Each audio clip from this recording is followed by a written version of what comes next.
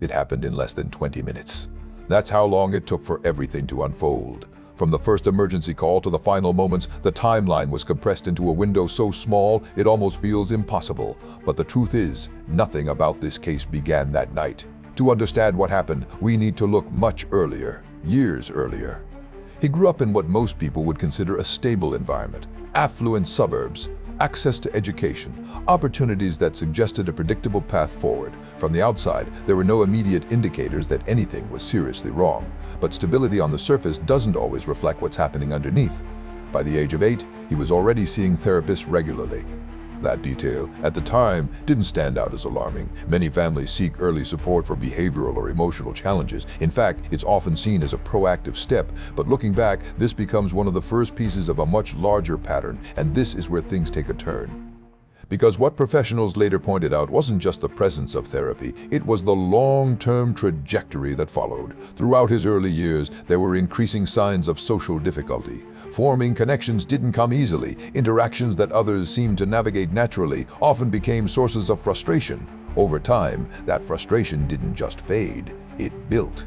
In high school, he described himself as being targeted and isolated. Whether every moment matched that perception or not, what matters is how he experienced it.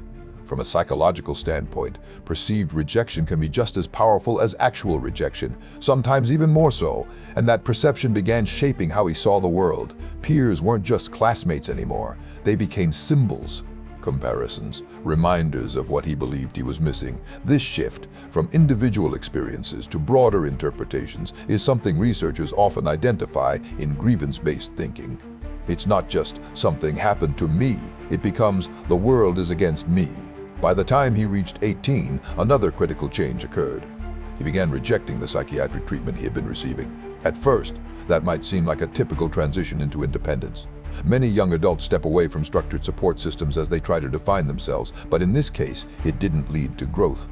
It led to isolation. He withdrew further, avoided friendships, reduced contact.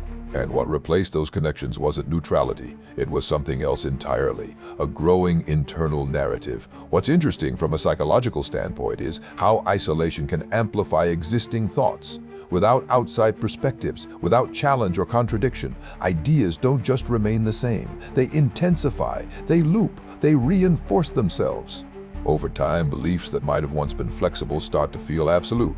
And that's when a shift can happen. A person stops questioning their thoughts and starts building an identity around them. During this period, his worldview became increasingly rigid. He began categorizing people, dividing them, assigning blame.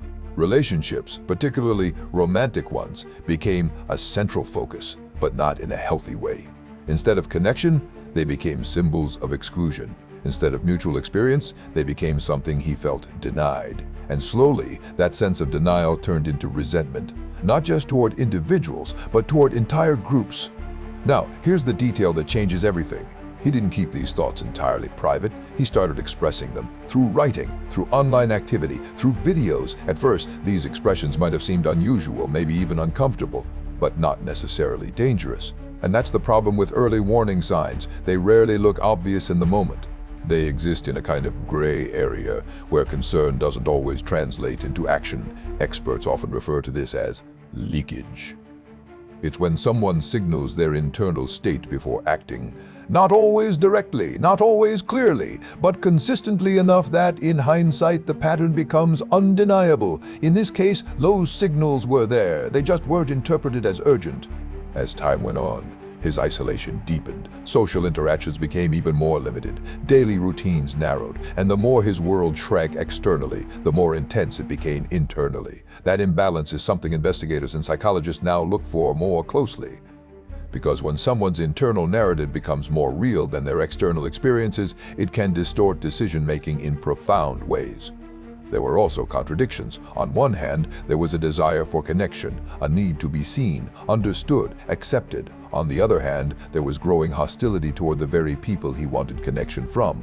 That tension, wanting something while simultaneously rejecting it, creates instability. And instability, when combined with isolation, can become dangerous. Looking back, the signs were not hidden. They were scattered. A comment here, a video there, a shift in behavior that didn't quite fit. Individually, each piece might not have seemed urgent, but together they formed a pattern. A pattern that, at the time, nobody fully recognized. And that's what makes this case so significant, because it forces a difficult question, not just what happened, but what could have been noticed earlier, what could have been understood differently, what might have changed the outcome.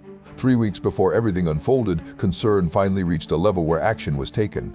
People close to him had seen enough to feel that something wasn't right. They reached out, they asked for help, authorities became involved. But what happened during that interaction and what didn't happen would later become one of the most critical points in the entire case. Because in that moment, the trajectory could have changed. It could have been interrupted, redirected, stopped.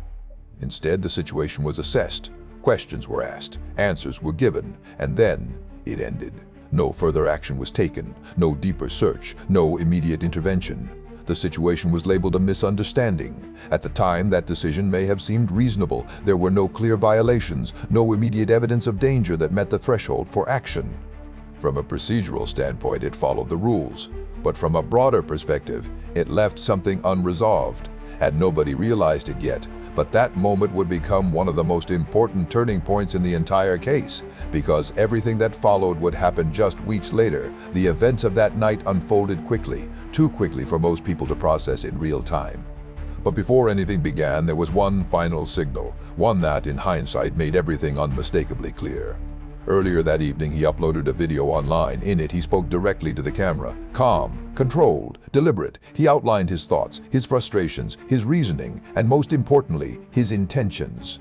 At nearly the same time, he sent out a written document to people in his life, friends, family members, even a therapist. The document expanded on what he had been saying publicly. It detailed his worldview, his grievances, and how he believed things should unfold. This wasn't impulsive, it was structured, planned, and communicated. From a psychological standpoint, this is one of the clearest examples of what experts call leakage behavior.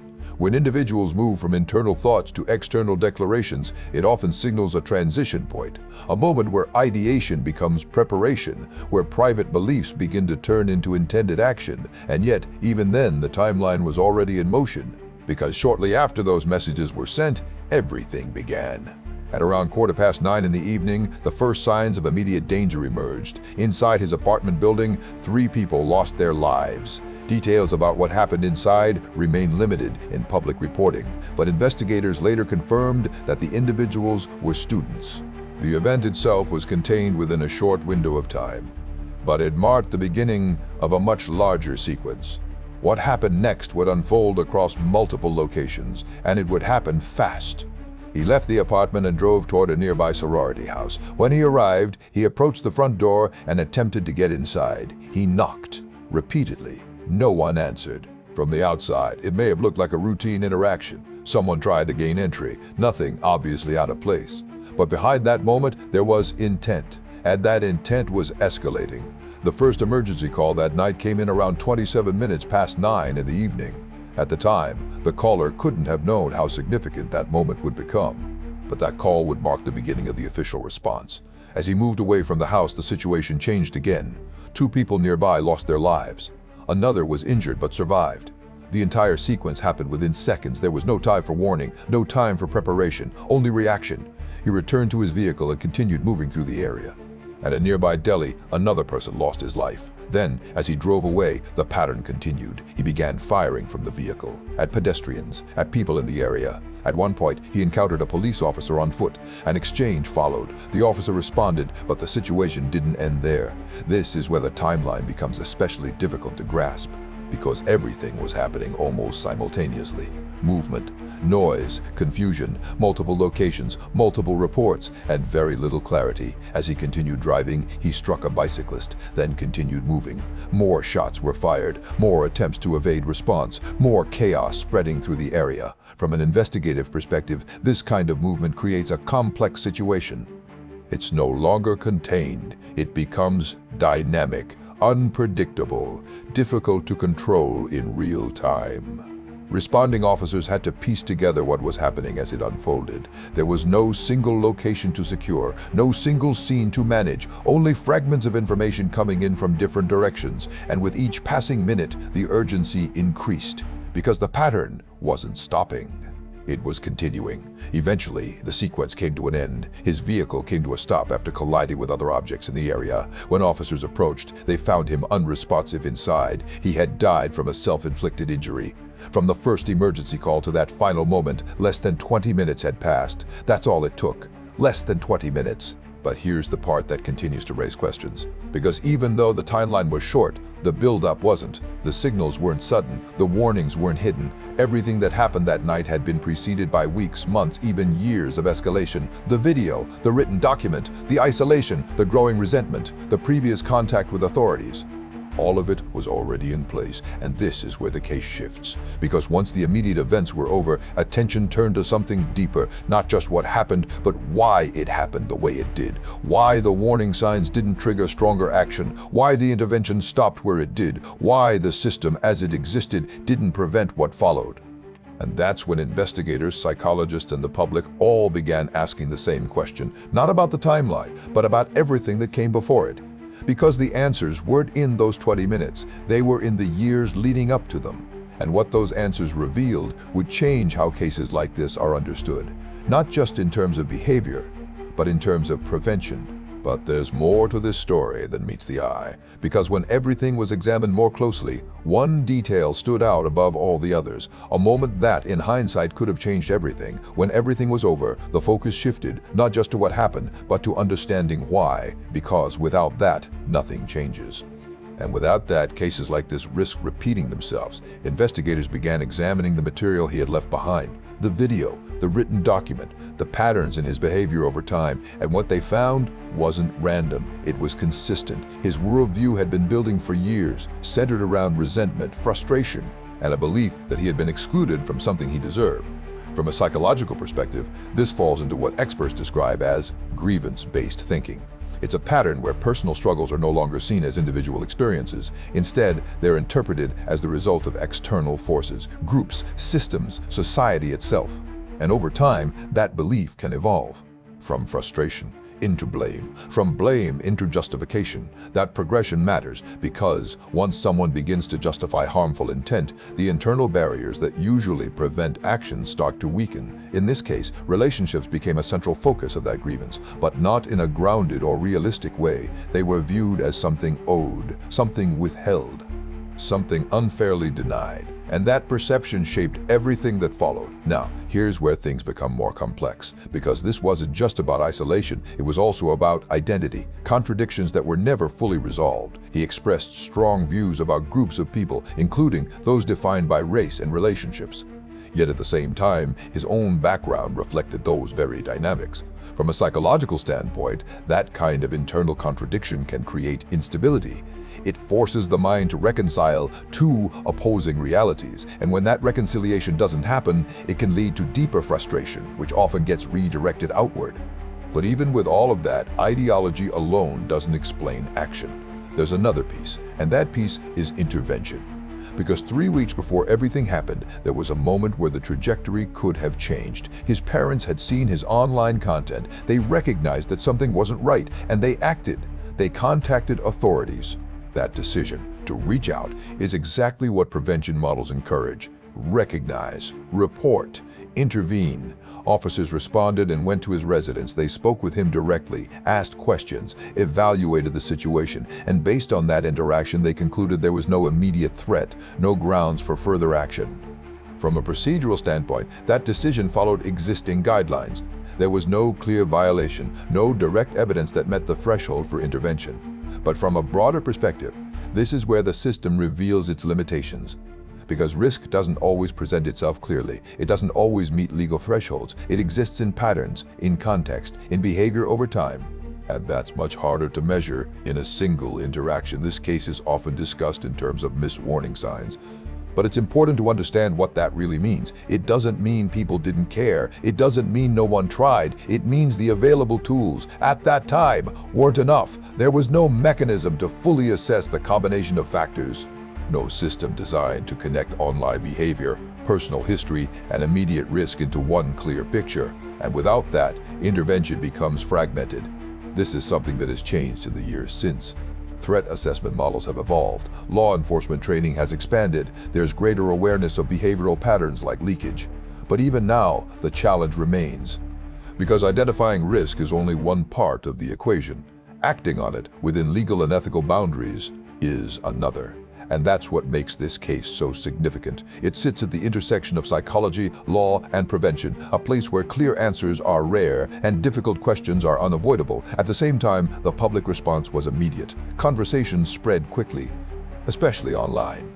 One of the most visible responses came in the form of a social media movement, a phrase that began appearing across platforms, used by people sharing their own experiences, discussing patterns of behavior, highlighting issues that often go unnoticed. It created space for discussion, for awareness, for reflection.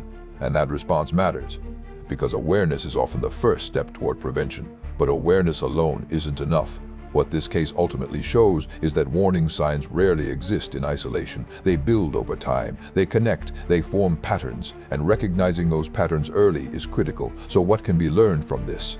First, that isolation combined with escalating resentment should never be dismissed, even if it seems internal, even if it seems contained. Second, that expressed intent, even indirectly, should be taken seriously, especially when it's repeated, especially when it becomes more detailed over time.